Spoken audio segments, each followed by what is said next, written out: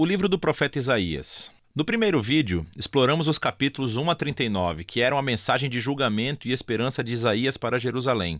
Ele acusou os líderes de Israel de rebelião contra Deus e disse que através da Assíria e depois da Babilônia, o reino de Israel desmoronaria através do julgamento de Deus. E assim o capítulo 39 concluiu com Isaías prevendo a queda de Jerusalém para a Babilônia e o exílio. E 100 anos depois de Isaías, tudo isso aconteceu, tristemente. Mas a maior esperança de Isaías era uma nova Jerusalém purificada, onde o reino de Deus seria restaurado através do futuro rei messiânico e todas as nações se uniriam em paz. E assim, os capítulos 40 e seguintes exploram essa grande esperança. A primeira sessão principal, dos capítulos 40 a 48, abre com um anúncio de esperança e conforto para Israel. As pessoas são informadas que o exílio babilônico acabou e que o pecado de Israel foi tratado. Uma nova era está começando. Então todos devem voltar para Jerusalém, onde o próprio Deus trará o seu reino e todas as nações verão a sua glória. Agora, vamos parar por um momento, porque esse anúncio de abertura levanta uma grande questão. Quem está dizendo tudo isso? De quem é a voz que ouvimos nessas palavras de esperança? A perspectiva do profeta nesses capítulos é a de alguém que vive após o exílio. Em outras palavras, no período de tempo descrito por Esdras Neemias. Mas Isaías morreu 150 anos antes de tudo isso acontecer, então como devemos interpretar isso? Bem, há muitos que pensam que ainda é Isaías falando da sua própria época, mas que ele foi profeticamente transportado, por assim dizer, 200 anos no futuro e que ele está falando para as futuras gerações, como se o exílio já tivesse passado. No entanto, o próprio livro de Isaías nos dá algumas pistas de que alguma outra coisa provavelmente está acontecendo. Nos capítulos 8, 29 e 30, nos é dito que após Isaías ter sido rejeitado pelos líderes de Israel, ele escreveu e selou em um pergaminho todas as suas mensagens de julgamento e esperança, e que ele o passou para os seus discípulos como uma testemunha nos dias por vir. Por fim, Isaías morreu à espera de que Deus reivindicasse suas palavras. Agora, lembre-se, os capítulos de 1 a 39 foram projetados para nos mostrar que as previsões de julgamento de Isaías foram cumpridas no exílio. Ele é um verdadeiro profeta.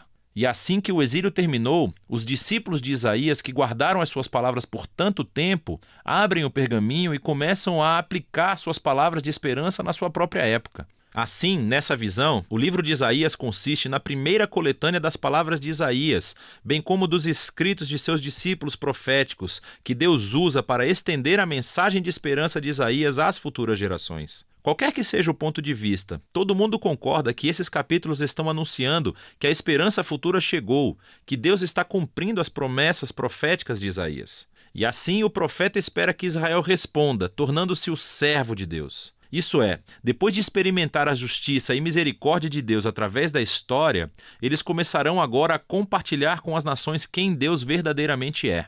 Mas não é isso que está acontecendo. Em vez de testemunhar às nações, Israel está realmente reclamando e até acusando Deus. Eles dizem que o Senhor não presta atenção aos seus problemas. Na verdade, ele está ignorando a sua causa.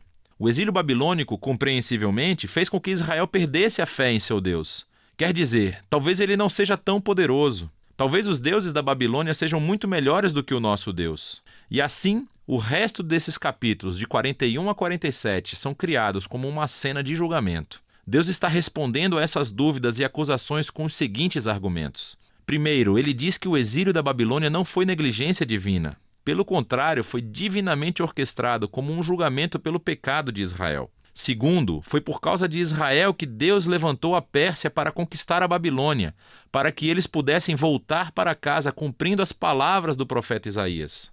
Portanto, a conclusão correta que Israel deve tirar é que o seu Deus é o rei da história, não os ídolos das nações. Na queda da Babilônia e na ascensão do rei da Pérsia, Ciro, Israel deveria ver a mão de Deus no trabalho e assim tornar-se seu servo, dizendo às nações quem ele é.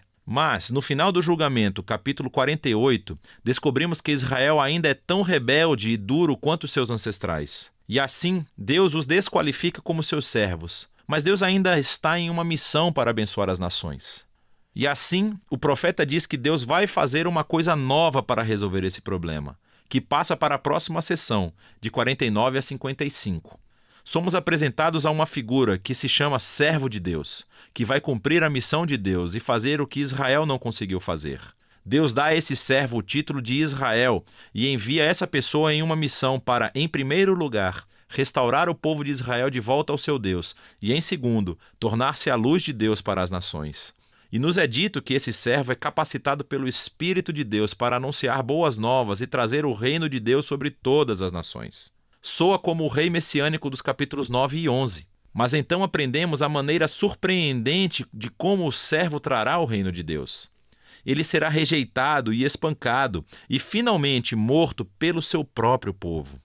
Na realidade, como ele está sendo acusado e condenado à morte, ele está morrendo em nome do pecado de seu próprio povo. O profeta diz que a morte do servo é um sacrifício de expiação pelo mal e rebelião do povo.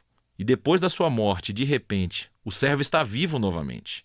E ouvimos que, por sua morte, ele forneceu um meio de tornar as pessoas justas. Isto é, colocá-las em um relacionamento certo com Deus. E assim essa sessão conclui descrevendo duas maneiras pelas quais as pessoas podem responder ao servo. Alguns responderão com humildade e abandonarão seus pecados e aceitarão o que o servo de Deus fez em favor deles. Essas pessoas são chamadas de servos e também de semente. Lembre-se da semente sagrada do capítulo 6. Estes são os que experimentarão a bênção do reino messiânico. Mas há outros que são chamados simplesmente de ímpios. Eles rejeitam tanto o servo quanto os seus servos. O que nos leva à seção final do livro, 56 a 66, onde os servos herdam o reino de Deus. Esses capítulos são lindamente projetados como uma simetria que reúne todos os temas do livro. No centro estão 3 belos poemas que descrevem como o servo, com poderes espirituais, está anunciando as boas novas do reino de Deus para os pobres. E ele reafirma todas as promessas de esperança do início do livro. A Nova Jerusalém, habitada pelos servos de Deus, será o lugar de onde a justiça, a misericórdia e a bênção de Deus fluem para todas as nações do mundo.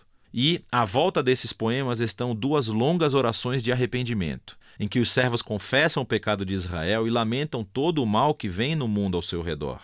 E assim, eles pedem a Deus para perdoá-los, e que ele traga o seu reino aqui na terra como no céu.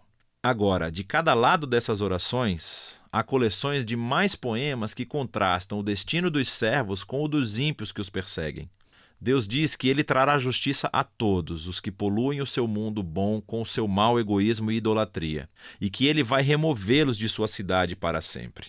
Mas os servos, aqueles que são humildes diante de Deus e que se arrependem e dominam seu mal, são perdoados. E eles herdarão a Nova Jerusalém, que descobrimos ser uma imagem para uma criação inteiramente renovada, onde a morte e o sofrimento se foram para sempre. E isso nos leva ao quadro mais extenso dessa parte do livro. Nesse mundo renovado do reino de Deus, as pessoas de todas as nações são convidadas a se juntar aos servos da família da aliança de Deus, para que todos possam conhecer o seu Criador e Redentor. E assim, o livro de Isaías termina com uma visão muito grandiosa do cumprimento de todas as promessas da aliança de Deus. Através do rei servo sofredor, Deus cria uma família da aliança de todas as nações que estão aguardando a esperança da justiça de Deus para trazer uma criação renovada, onde o reino de Deus finalmente existe, tanto aqui na terra como no céu. E essa é a esperança muito poderosa do livro de Isaías.